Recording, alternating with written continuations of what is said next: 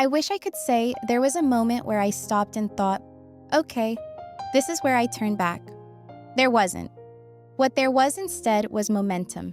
Quiet at first, then unstoppable. It didn't feel like temptation. It felt like gravity, like everything had already been decided, and I was just following a path I'd stepped onto weeks ago. Aries doesn't hesitate at the edge. We don't stand there calculating outcomes. We jump, convince instinct equals truth, and confidence will somehow save us on the way down. The night it happened didn't feel dramatic at all. That's what messes with me now. No rain, no soundtrack, no moment screaming. This is important. Just another city night. Familiar streets, headlights blurring into gold and white through the car window. Our conversation drifted in and out, replaced by pauses that felt heavy, intentional. We'd already crossed so many invisible lines, late texts, looks that lingered too long, the way we talked like the rest of the world wasn't really there, that this one didn't feel like crossing anything. It felt like continuing. I told myself it was just another step. Not the cliff, not the point of no return. His place was quiet. Too quiet. The kind of silence that makes you hyper-aware of everything. The door clicking shut, my shoes on the floor.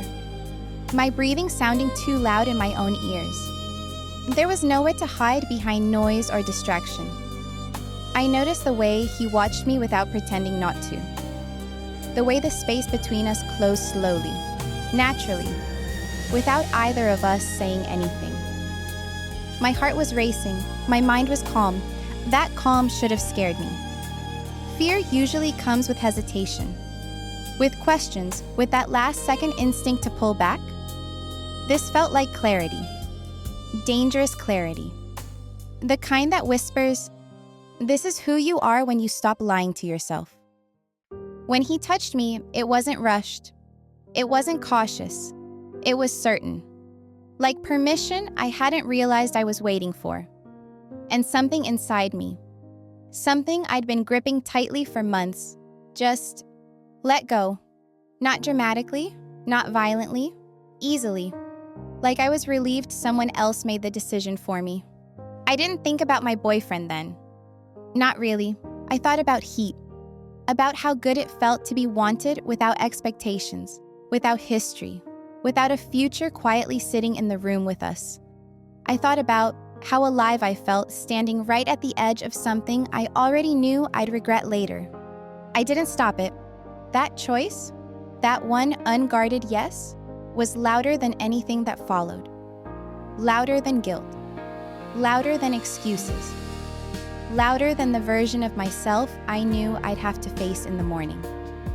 I won't get into details because they don't matter. What matters is what came after.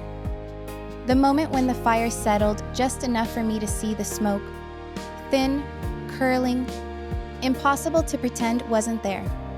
The silence afterward was heavy, heavier than before. Not awkward, not regretful yet, just real. I stared at the ceiling again, like I had so many nights recently, but this time, it wasn't guilt pressing into my chest. It was awareness. I knew I'd crossed into a version of myself I couldn't undo. People say Aries is brave, but bravery without responsibility is just recklessness pretending to be strength. I didn't learn that as a lesson. I felt it settle quietly, permanently. I left before dawn. The city looked stripped down at that hour, honest in a way nighttime never is. Streetlights flicked off one by one, like they were done pretending to. I walked home feeling exposed, like the morning could see straight through me.